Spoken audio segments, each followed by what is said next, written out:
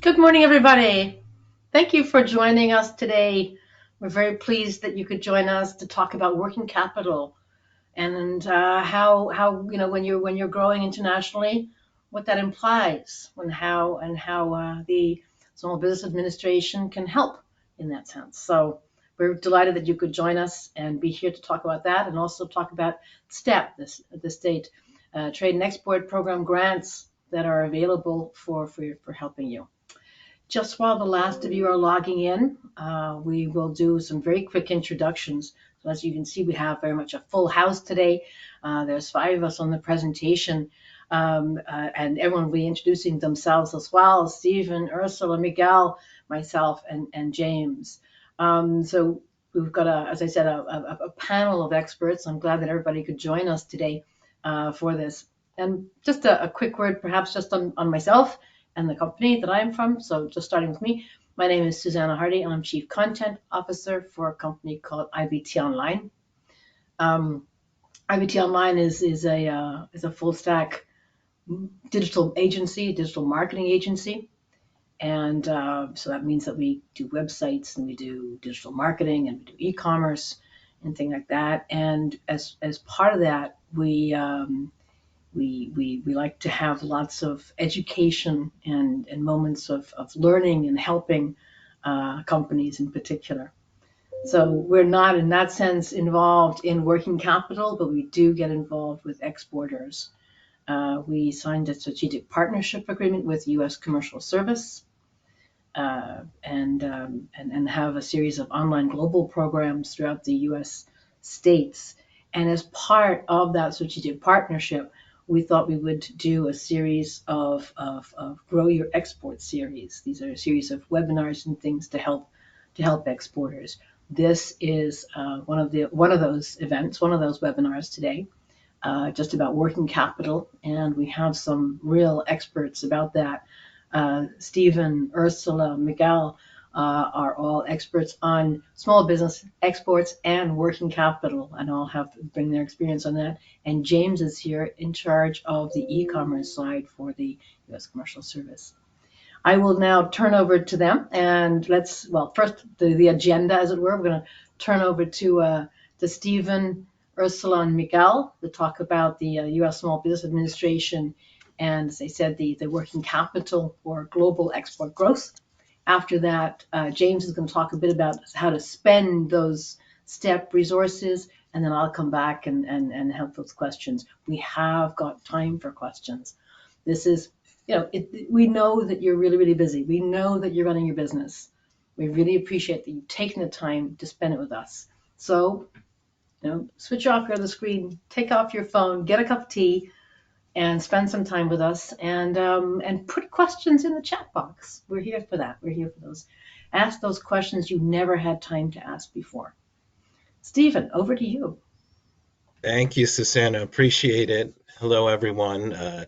Glad to be here. I'm Steve Sullivan with SBA's Office of International Trade and SBA headquarters. So I do a lot of our outreach coordination.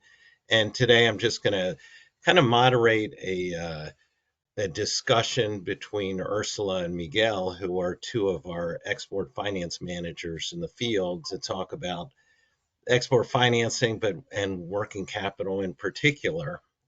But I wanted to before I start talking to Ursula and Miguel, I just wanted to give a quick little overview of SBA's Office of International Trade, because to date we've been focused in the first 3 webinars of this series on our STEP grant, and our office has a bit more that we do, and we're going to get into the financing side in this webinar. But if you could go to the next slide, just to kind of introduce our Office of International Trade. It's kind of 3 pillars of the office are the business intelligence, the grants, which are the STEP grants that we've been talking about through this series, and the financing to help support business exports.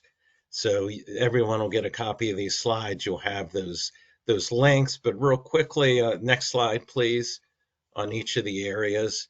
In terms of business intelligence, we have a website, sba.gov/trade tools, that has a lot of good resources for kind of self-help, self-educating on exporting basics.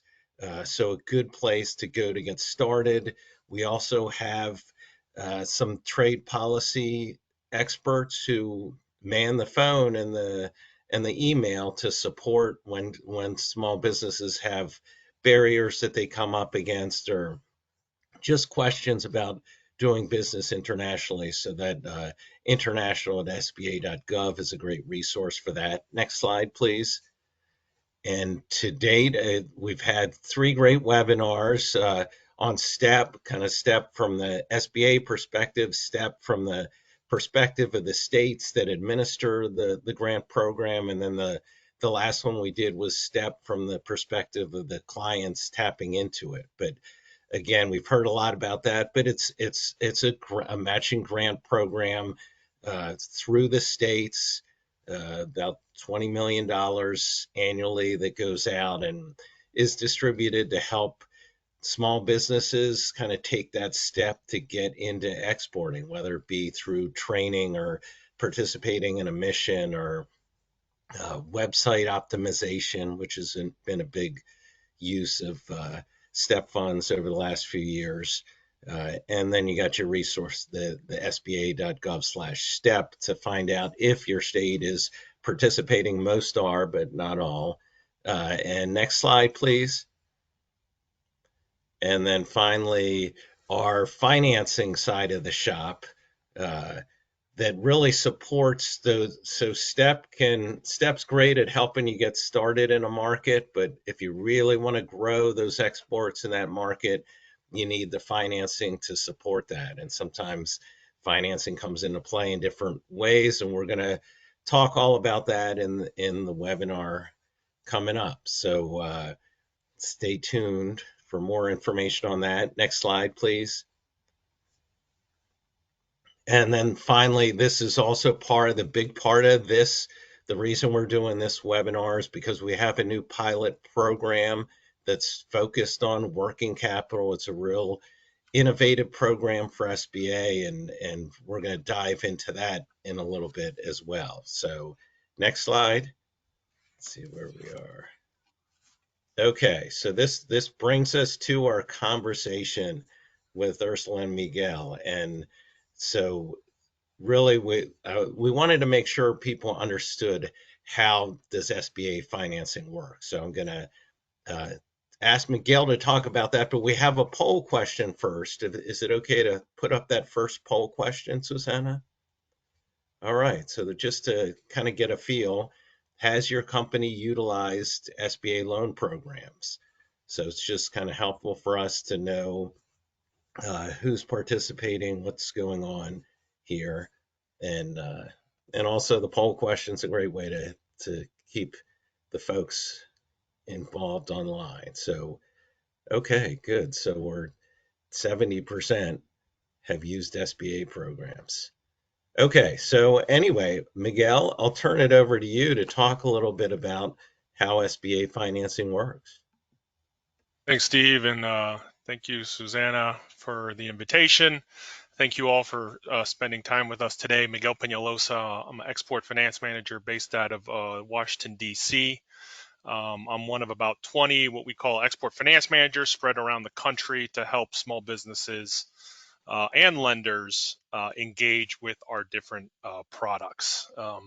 The way that SBA works is SBA doesn't actually do any direct lending to businesses. What we do is we provide lenders, and these are banks, but also non-bank financial institutions, provide them a government guarantee on the loans that they are affording to small businesses, and those usually range from 50% all the way up to 90% on those loans. And really what that helps do is help these lenders essentially open up their credit box and lean in to small businesses and in the area where we focus on international transactions and helping companies export. So allow them to kind of leave their conventional credit box and provide them the comfort to move forward, allow transactions to move forward that perhaps traditionally or without the government guarantee being there, they would not be able to move forward.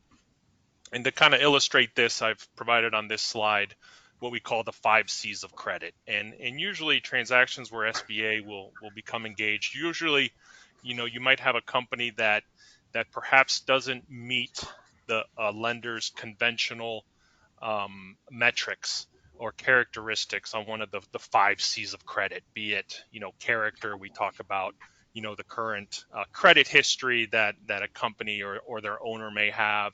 For example, capacity, their capacity to repay the loan, perhaps with the government guarantee, the lenders is able to look more towards international transactions or future cash flows to get comfortable with that borrower. Capital, we have some loan programs that allow businesses to only put down, for example, a 10% down payment towards purchasing real estate or equipment, which perhaps on a conventional side the lender might require 20%. And of course, collateral, it's possible we might be able to loosen up the collateral requirements to allow a transaction to go forward. And then I think a really important one here is the conditions, providing loans of a longer maturity. Perhaps on a conventional side, they can only provide 5-year terms. Well, with the SBA guarantee there, the bank is now comfortable going 10 years, which obviously is easier for the business to be able to maintain and pay back. Perhaps better pricing, better rates, to lean into certain sectors or the area that we're talking about, international transactions. There's many banks out there that just aren't comfortable protecting or lending to transactions internationally. But again, now that the government has that guarantee there, they're now open and willing to be able to support that business in that transaction. So that's a little bit how SBA works, and I'll pause there, Steve. Yeah, thanks, Miguel. And the real important, or one of the many important points that Miguel makes, is that SBA is there to kind of support you with the bank, and it's the bank or the lender that's making the loan. So these things are going through the private marketplace. So just kind of to re-hit on that point, Ursula, any thoughts on kind of what's needed for a company to make sure they're in the best spot in terms of their bankability? Yeah, so thank you. I'll just say hi to everyone and just do a really brief introduction. I've only been with SBA for a few months, but I've been in the trade finance space for about 25 years, having worked in commercial banking with Export-Import Bank, and actually worked for a freight forwarder, always working with exporters, primarily manufacturers, distribution, e-commerce, who are looking to grow their businesses internationally. And so one of the important things that we talk about is, as a business, whether you've been in business for a year or two or 40 or longer than that, what makes you bankable? What makes you attractive to a commercial bank? As Miguel talked about, our role as the U.S. government, as SBA, is to provide a guarantee and entice a bank to extend a line of credit where a company on their own would not maybe qualify. But still, as a company, you need to entice the bank to form a relationship with you. And so obviously banks are looking for companies who are profitable, but maybe your company's not profitable yet. But do you have strong revenue growth? Do you have positive cash flow? Do you have a business plan? Do you know your industry? We talk to a lot of companies who maybe, again, haven't been in business for that long, maybe a year or two, but the principals have been in the industry for a long time. And so, for example, we're talking to a company in the Midwest in the athletic gear industry. And the owner, although the company's only been around for a couple of years, they're an e-commerce business. They sell via Amazon and Shopify. And again, they haven't been in business for that long. They're looking at establishing a banking relationship, but the owner has been in the industry for 10 years. And so you, as a business owner, need to tell a story as you look to establish a relationship with a commercial bank about your business. And so it's important to, be prepared for those conversations, know that you're going to have to provide some type of financial statements, whether it's just pulling something from QuickBooks or preparing tax returns and showing that to a lender, but also coming in with a little bit of a plan. Even if you don't have a, well-documented business plan, back of the napkin, have some kind of an idea of what it is that you're looking for from that lender. and be transparent. So those of you who are newer or maybe not yet profitable, transparency and just being honest again with that banker, so that they know, what it is that you're looking for. And many banks have relationships with SBA, and so if you can present a case and they want to do business with you, they'll seek out those guarantees. They'll seek out SBA as a way to form that relationship with you. Great. Yeah, the other thing I'd like to add to that, Ursula, is that SBA's got a fantastic network of small business development centers around the country. So that type of thing, when you're looking to kind of figure out your story, uh, I'd say Mhm. SBDCs are a great place to start having that conversation uh, about like how to talk to a bank. But so Absolutely. we want to move now a little bit more towards talking about the export financing for a minute. Uh, and we have another poll question I was hoping you could put up for us. Uh, we're just interested in other folks on the call, how many currently are exporting. So if you could put up poll question number 2, that'd be great. I love the live voting. It's very exciting.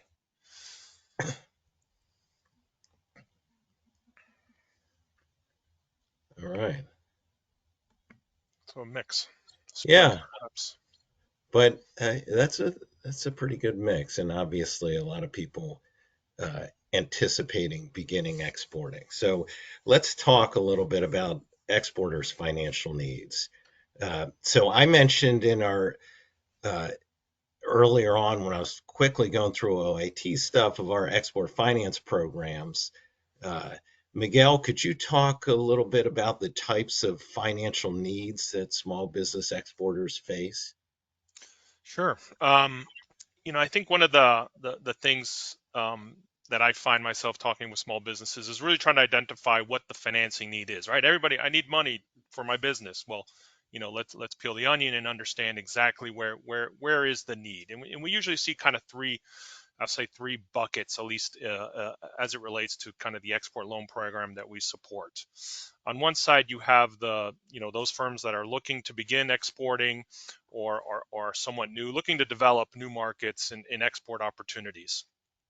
And again, as a list here, you may need to go do some marketing, some business development trips, hire somebody to help fulfill these export opportunities. It really varies, but in the sales development area, you guys have already been to webinars, I hope, on the STEP program. That's a grant program which helps in this sales development arena. But we also have, for example, our Export Express line of credit, which can be applied again for this kind of development type activities. So there may not be an actual export at the moment, but you're investing money, time and money in creating these export opportunities. And then the next stage for those companies who successfully get through the development stage, and now you actually have orders, you have customers abroad that you are now working with. So at this stage, you may need to buy a piece of equipment or machinery just to help fulfill those new orders that you've now found. You may need to modernize or expand your facility. You may need, for example, we have some small businesses that look to acquire a new business that's already exporting, and that's way for them to move into a new market. And usually for those type of needs, we would look at a term loan type of solution, which SBA supports through our international trade loan. Usually term loans of up 10 years all the way to 25 years for the real estate investments. For those kind of longer term investments that can be amortized over time. And then the third bucket, which we're going to spend a little more time on today, is more for kind of the day-to-day expense, the money that a company spends, to move the business forward. Again, these are costs, to buy supplies, inventory, your labor costs, you know, as we'll discuss here in a little more detail, working capital needs essentially. In the export world, you may, for example, need to put up a performance bond. And all these fall under this kind of shorter term need, which we have products, again, in the working capital space that would help companies address these needs.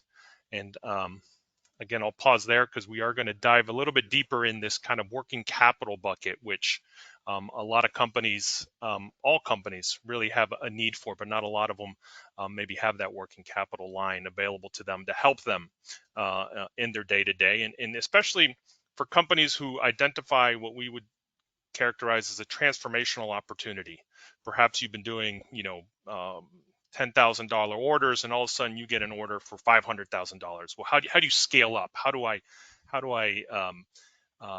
achieve and transform into a company that can satisfy that size contract? And again, working capital may be the solution for that need. Great, thanks, Miguel. And before we dive into talking more about working capital, we got another poll question for you. If we could put up that third poll question. Curious to see how many people currently have a bank line of credit that they're using.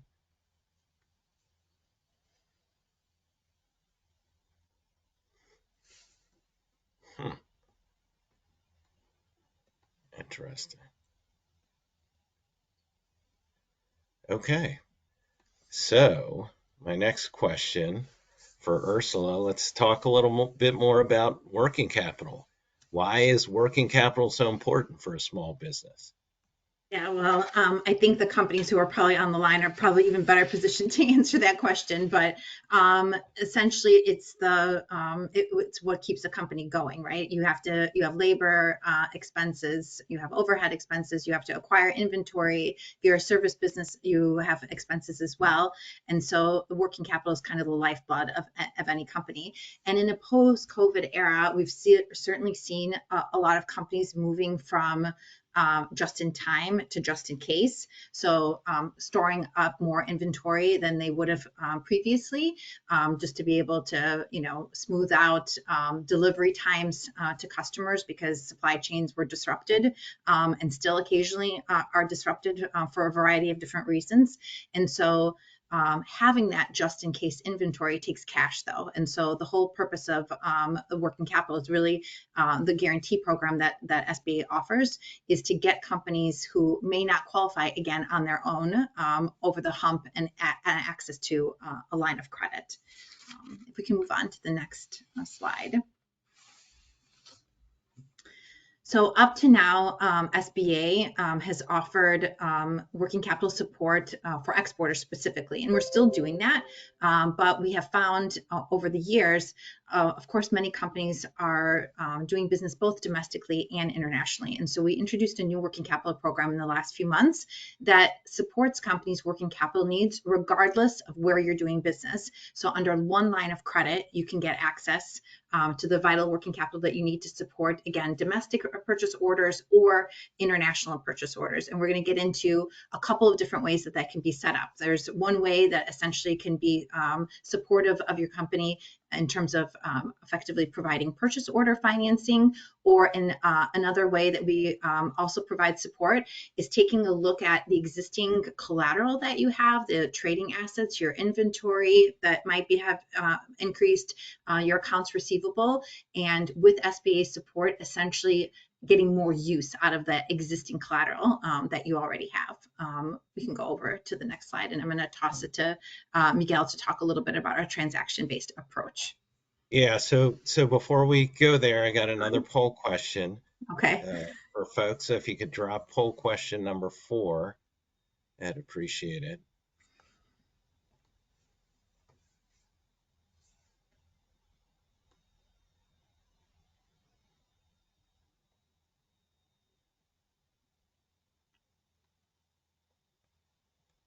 Okay, we got a little. So Miguel, pretty clear that working capital is a critical tool for business growth. Can you talk a little bit about the different types of working capital that SBA supports? Yes, and just to take a minute again to reiterate this new working capital program that SBA launched back in August of last year, the first new product that SBA has launched in over 10 years. So we're really excited and think, again, knowing the importance of working capital, we're really glad to have this new product, which we think fits in. It's a little more flexible and helps companies kind of bridge the gap, between their kind of term loan needs and their day-to-day needs. In this new working capital program, there's really two approaches that we look to do, and I want to focus on the first one first, which is the transaction-based approach, which as far as I understand, there's even some lenders on a conventional basis wouldn't offer this to their customers, but again, through the SBA, this is now a new option for them, where essentially instead of looking for collateral, for example, to underpin the financing, which SBA's legacy working capital product did or does, or waiting until the company can generate the inventory and the accounts receivable, which we'll discuss how that works.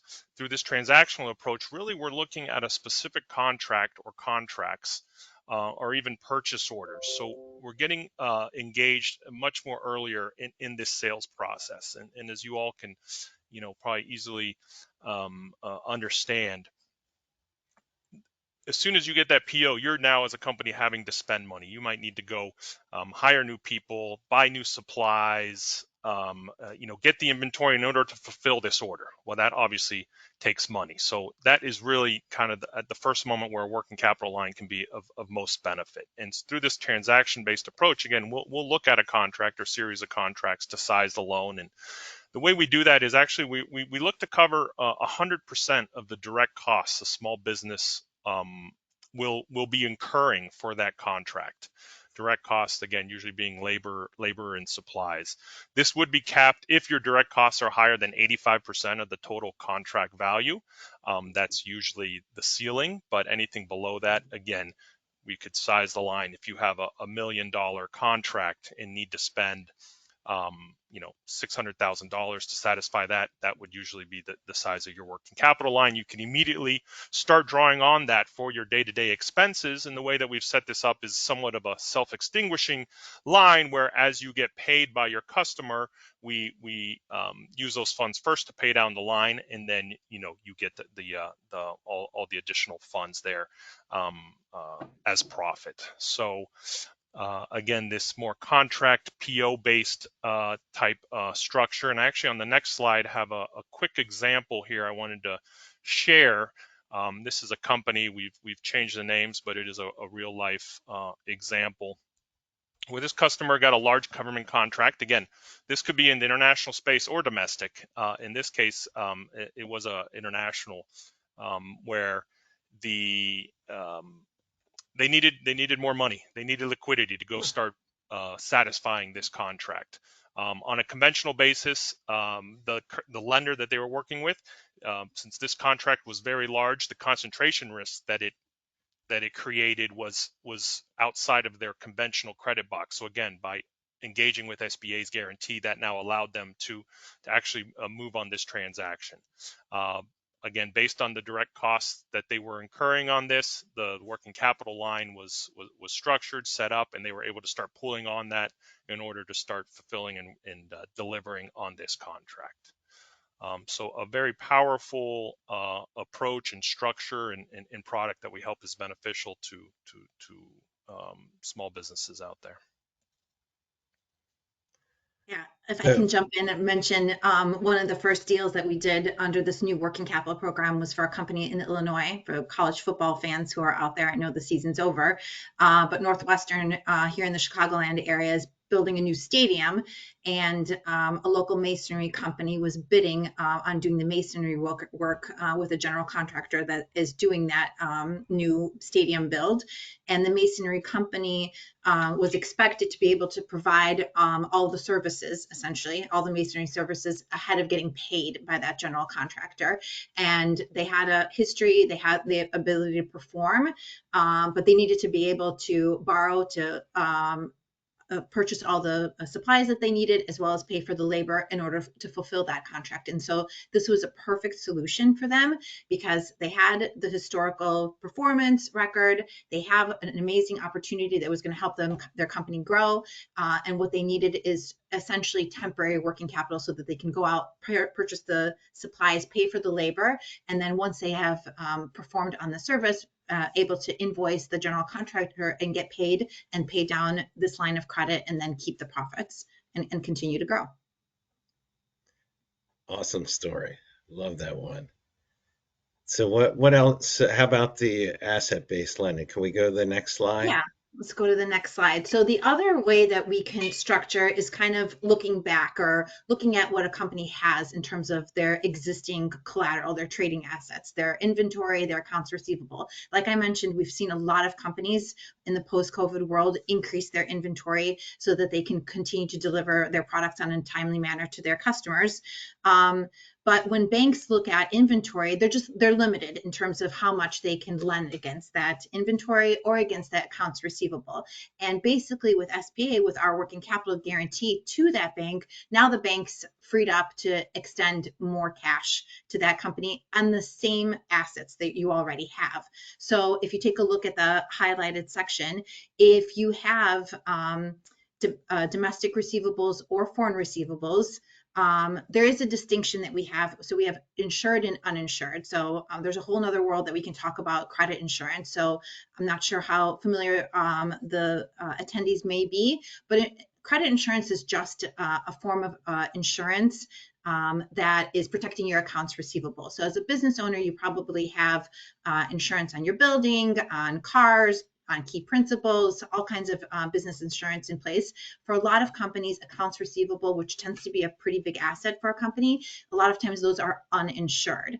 And and SBA basically, our preference is for companies who use credit insurance, and we prefer that companies use credit insurance, and we express that preference by allowing your bank to extend more on that existing accounts receivable if you have insurance. The reason that we do that is because the guarantee here is really for your bank. You as a company are the beneficiary of this guarantee. Because we're providing a guarantee to the bank, now the bank is extending a line of credit to you that either extending it, at all and or extending a larger line because of SBA's involvement. But you're not protected. And so we would prefer to see that companies protect themselves. When you are shipping on net 60 day terms or net 30 day terms, net 90, whether it's domestically, internationally, if you have insurance on your receivables, you're protecting yourself against non-payment for a variety of different reasons. And so when you have insurance, we have like a bump there in terms of how much the bank can extend to you. And then again, on inventory, typically banks are not going to extend on any work in process. So if you're building a piece of machinery or if you're in mid-contract, that's not something they can wrap their heads around.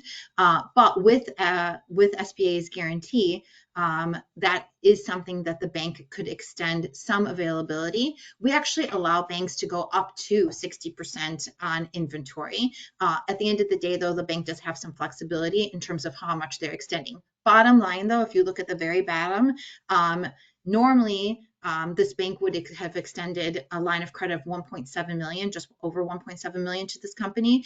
But with SBA's guarantee, you're at 2.6 million. So again, same assets that you have, but with SBA, now you're able to essentially tap into more of those existing assets. We can move to the next slide. So we have a ton of companies who set up their lines of credit in this manner.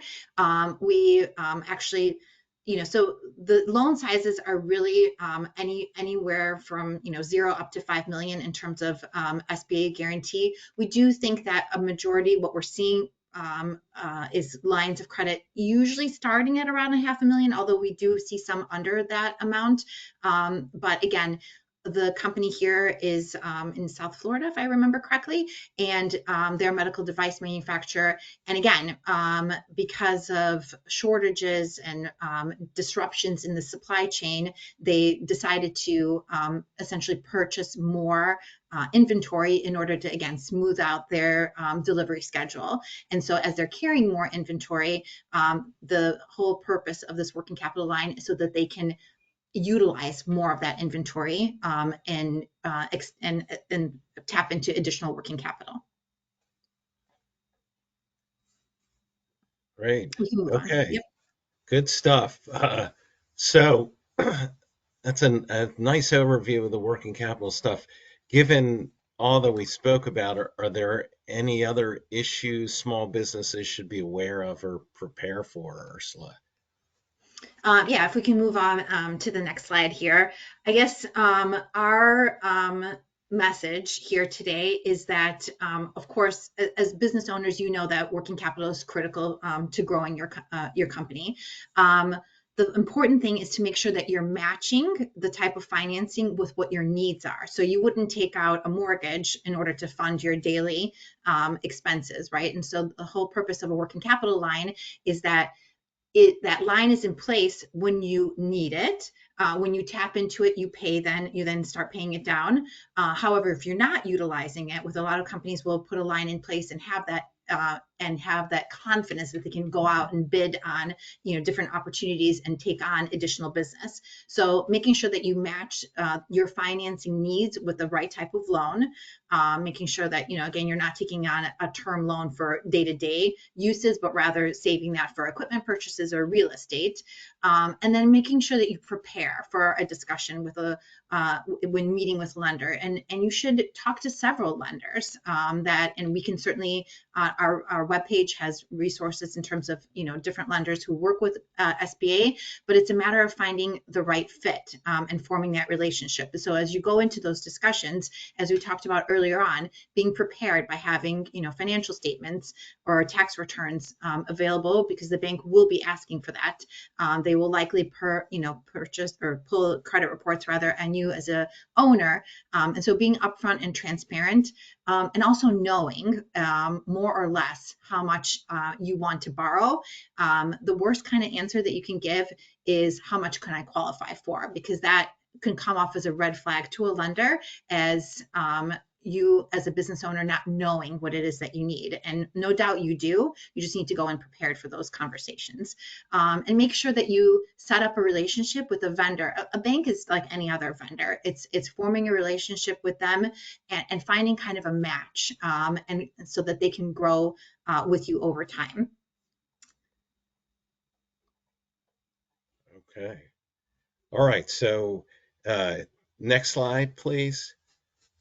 I think we just wanted to make sure we communicated that we're out there around the country. This is kind of a visual of our breakup of territories of our export finance managers, who are in certain cities, but they cover a broader area.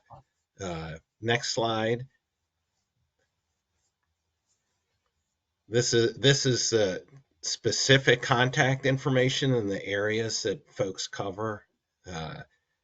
You can always find this yourself. You could just in your search browser say find an SBA Export Finance Manager, and this will tell you you'll find this page or something similar to it.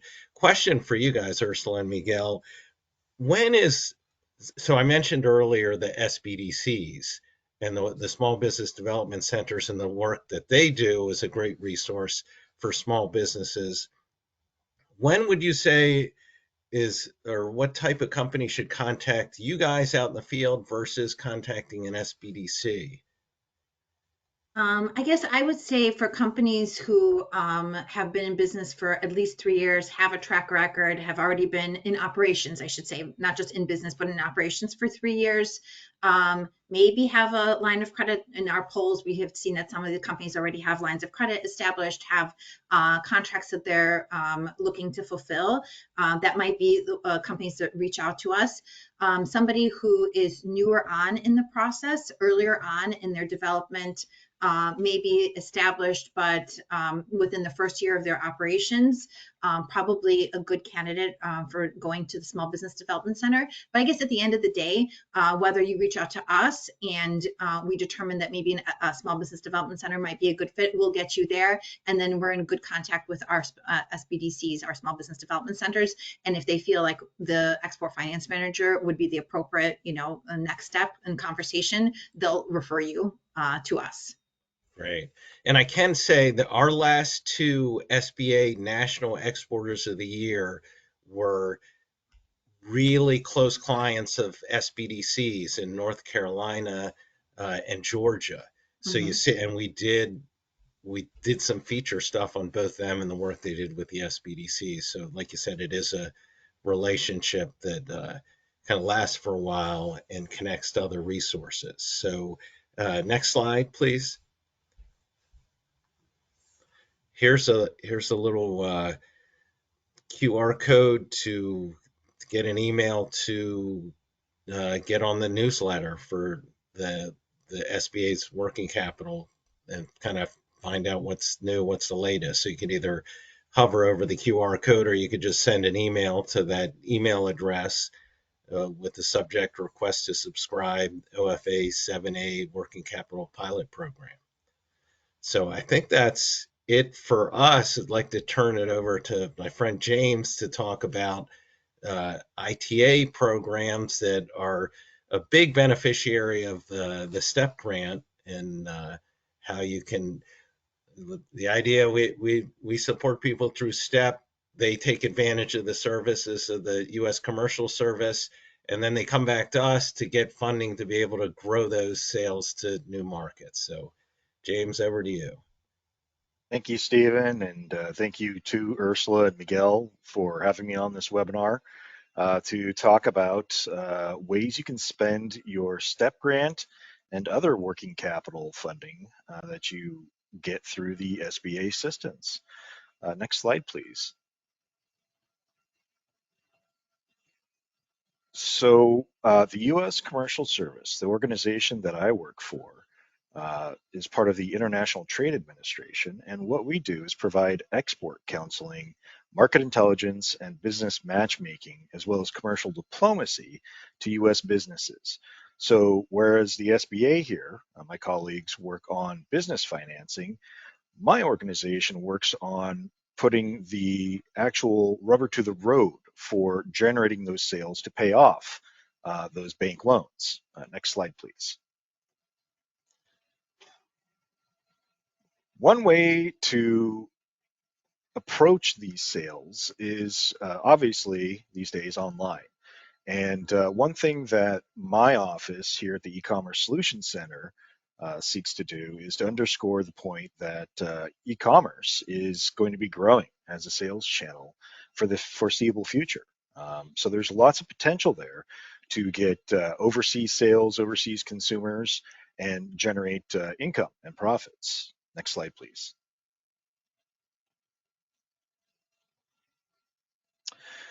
So you heard me mention my office over at the International Trade Administration and U.S. Commercial Service. I'm the E-commerce Solutions Center. I'm a national office, and I work throughout the U.S. through our local offices that are also often co-located with my colleagues at the SBA there and SBDCs. So if you ever want to get a hold of us, just simply ask around, and as there is no wrong door in government, you'll eventually find us. But my office in particular helped over 750 of our clients last year that were mostly involved in industrial manufacturing, business services, and consumer goods. And what we did was help them with their e-commerce sales channels. We worked on their search engine optimization. We provided education on market opportunities and much more. Next slide, please. So how do we help businesses sell more overseas? Well, it all comes down to international search engine optimization, and international sales welcome mat gestures, as I like to call them. And so we counsel our business clients on how to pay attention to these two areas to improve their website searchability so they show up in a search and make the international sales that they are intending to. Next slide, please.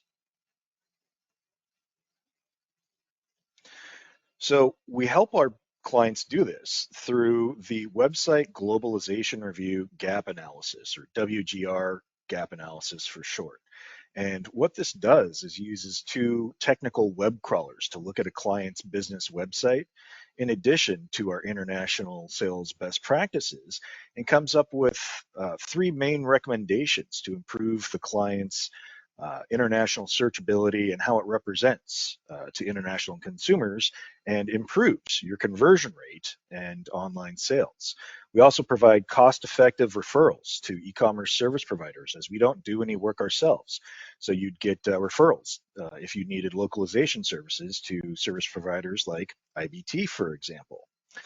And our reports are very affordable. They're $100 if you're a small business, on up to $400 if you're very large, and take about 2 weeks to turn around there. So within 2 weeks, you can have a very good understanding of how your website stacks up to the competition and how it competes and fares in international sales, or at the very least, what needs to be fixed to improve your ability to do that.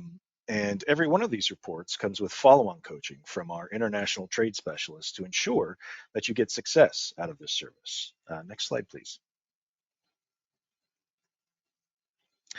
I'd also like to quickly cover some online resources that we have for you today on trade.gov. These are free resources that will help you spend your STEP grant funds in other more productive ways. First up, we have the e-commerce frontline library. This is our library on e-commerce that is also a search engine optimization best practice example. So if you want to know what SEO friendly content should look like, simply come here and read on these topics, and then also look at the page structure and how it's structured and how it's hyperlinked. And that should give you some good clues about how to do your content as well. Next slide, please.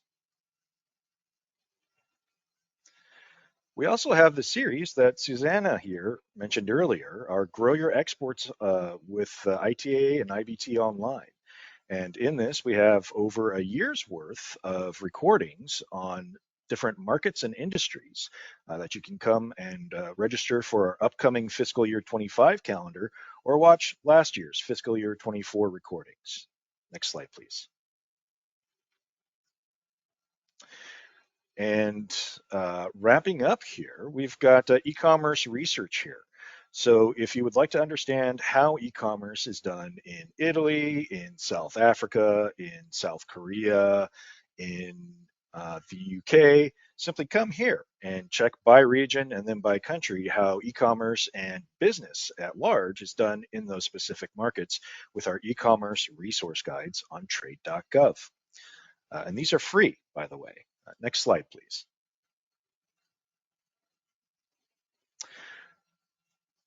And getting closer to wrapping up here, we also have our e-commerce business service provider directory. So I mentioned this briefly earlier with the WGR gap analysis service. What this is our referral resource where if you have issues identified in our WGR report, this is the referral resource you would use to fix those issues and find service providers to help you make more online sales. Next slide, please. And wrapping up, the last slide of resources here, I would be remiss if I did not mention our good standby at the U.S. Commercial Service here and International Trade Administration, the Gold Key Matchmaking Service. It's a decades-old service here with our organization where we partner with our overseas U.S. embassies to find you overseas partners, representatives, agents, whatever you need in that respective market for a modest fee. We also have an international partner search, which is a step below that gold key, where you're given virtual introductions rather than in-person introductions via the gold key.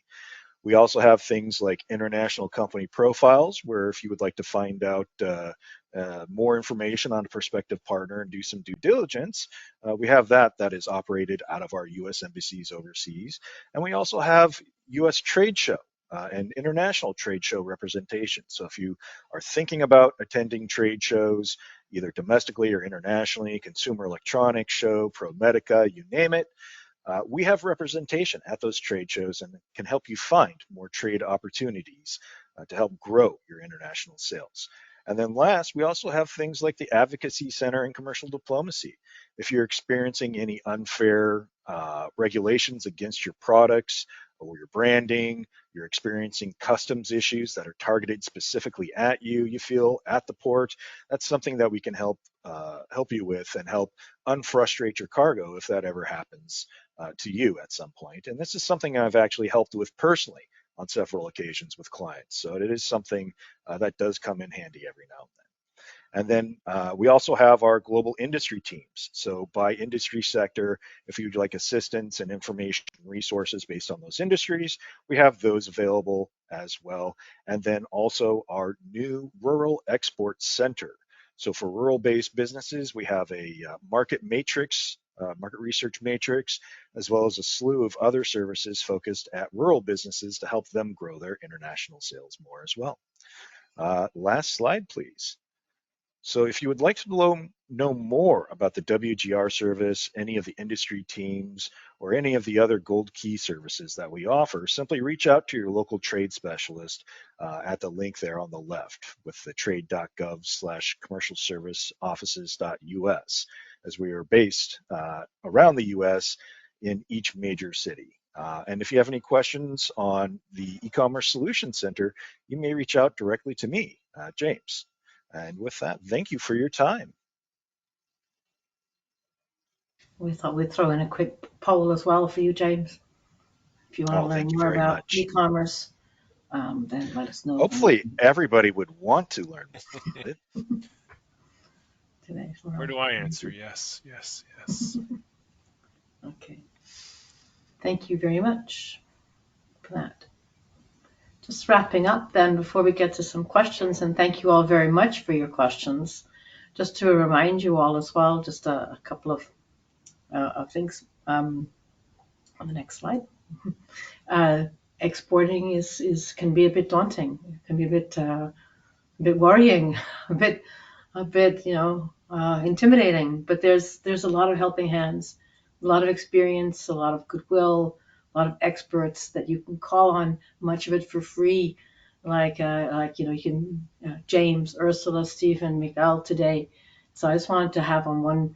In addition to all the other slides that had so many links that you could get help on this one as well, just to remind you of some of the places where you can get resources from that. Otherwise, just also remind you that there's, as this repeats James's slide, but there's a lot of free downloadable resources about e-commerce in particular on the e-commerce Grow Your Exports and website for the trade.gov. So getting to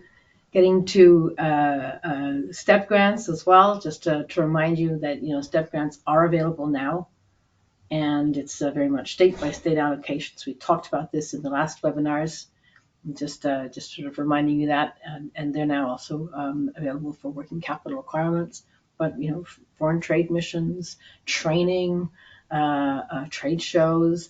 And it's, you've got to contact your state economic development agency, your local trade rep for that.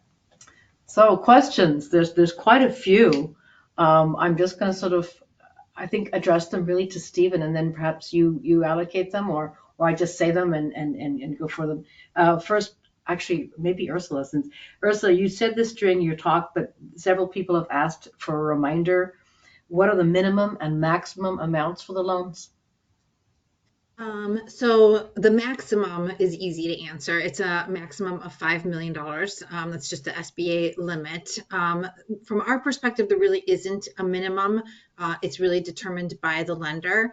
I would say, again, what we've seen, we've seen probably our expectation in the working capital program is that probably going to be somewhere $500,000 and up, although we have seen smaller loans, but there are a variety of different SBA loan programs. And again, they really can start at, realistically much smaller dollar amounts. So probably best to reach out to one of us, and we can put the company in touch with a lender.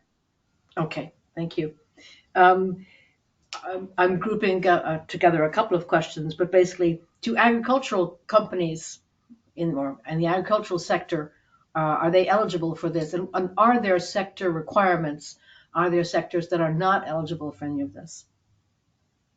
Yeah, ag companies certainly are eligible. In fact, I was talking to a commodity exporter yesterday that is a small business, and it was coffee and a couple of soybeans and sorghum, if I remember correctly. So agricultural companies, whether it's the actual commodity, equipment, or anything along the supply chain, is eligible.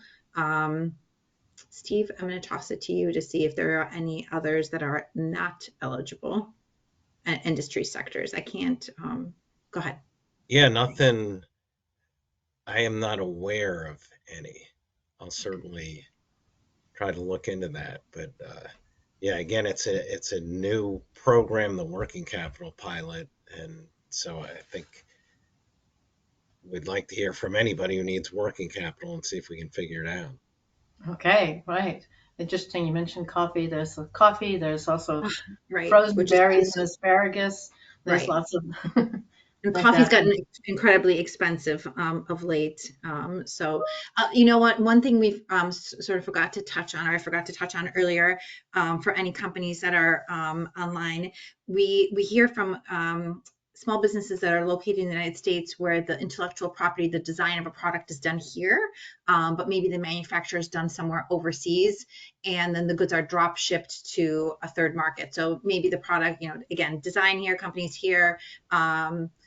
I can think of a company in the pet industry that the manufacture was done in Southeast Asia, but then dropped shipped to like a Petco Mexico directly. Those are scenarios that we, from a working capital standpoint, can assist. So, thank you, Ursula. Yeah. That leads to another question as well, which is what percentage of the product has to be manufactured within the United States? Is it 51%? So I just came from Exum not that long ago where that is seared into my brain, the 51% content, but with SBA, we don't have that requirement. The company has to be located here.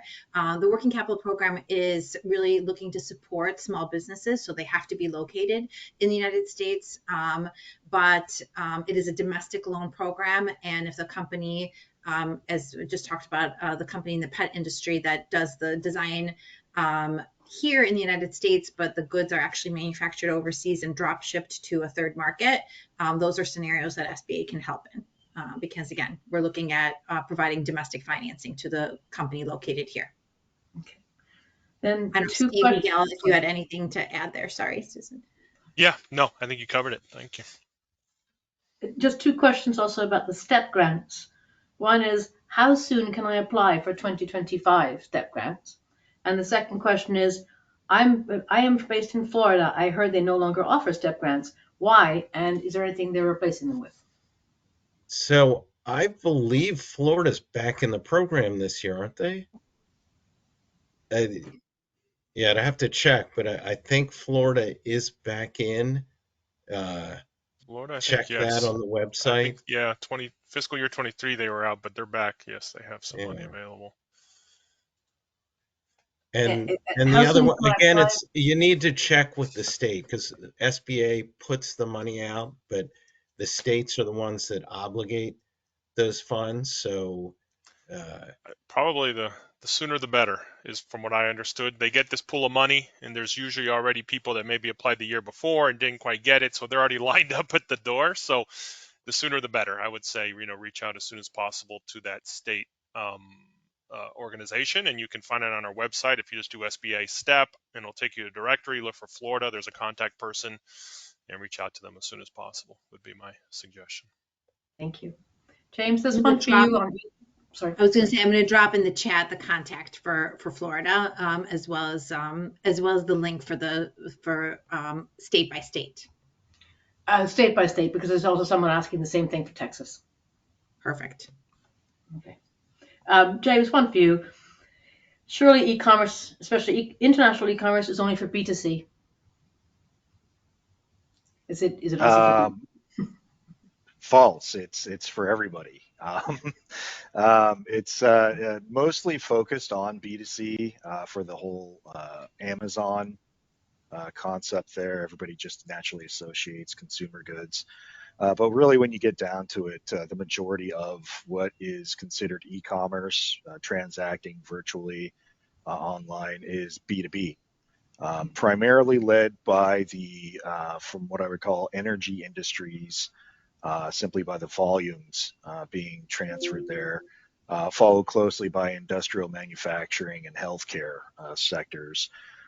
Those are the leading sectors when it comes to online B2B, because there's a lot of virtual programs involved with that, a lot of services, and it's all virtual. It's not necessarily in person, and that's all within the realm of B2B, which also includes things like architecture, equipment manufacturing, fleet sales, you name it. So there's e-commerce for everybody out there. Thank you, James. How do you set the interest rates on the loans?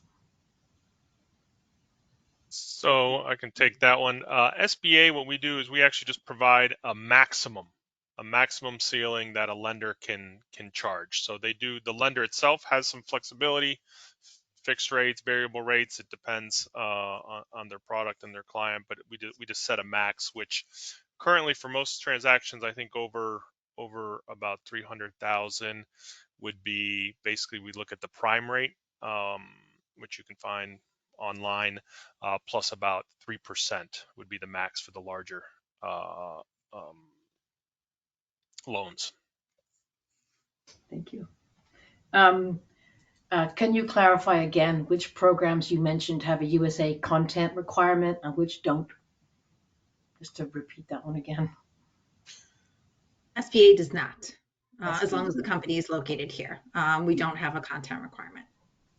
Okay, that's come in a couple of times for that one. And that, Okay, and that's so- sort of, sorry, Steve. Yeah, I was just going to say what might not have been clear, Ursula, because I wasn't sure if when you were talking about the drop shipment, the intellectual property in the U.S. but produced elsewhere, it sounded like at one point you said the SBA could not finance that. Oh, sorry. I meant we can't finance that. So the company is located here in the United States and maybe designing a product that then is actually manufactured overseas. But again, the company's here, the intellectual property is here, the actual manufacture of the good, it might be overseas. And then they drop ship directly from, say, Malaysia to Mexico, because there's no, it doesn't make sense to bring it back to the United States and then reship it into Mexico or another market. Those are scenarios that we can help.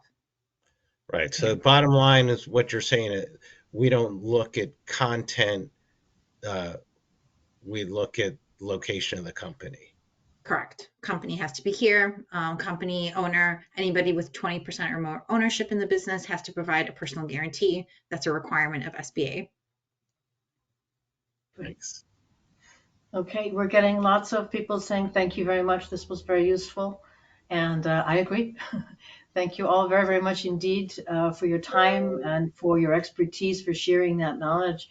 This is obviously something that it's very exciting to have this new working capital requirement for the SBA. That's really exciting, and obviously you have a very excited audience as well. So great, and we hope everyone attending found it useful. You will get a recording tomorrow in your inbox. If you want the slide deck, it's the recording. You can see the slides, but if you want the slide deck, just shoot us an email. We'll send it to you. But we hope to see you on future events and live streams, webinars, and in person. Always lovely to meet people as well. Thank you all for your time and have a great rest of your day. Stephen, James, Ursula, Miguel, thank you very much for Thanks for having us. Thank you. Thanks for hosting, everyone. Thank you, everyone. Thank you. Bye-bye.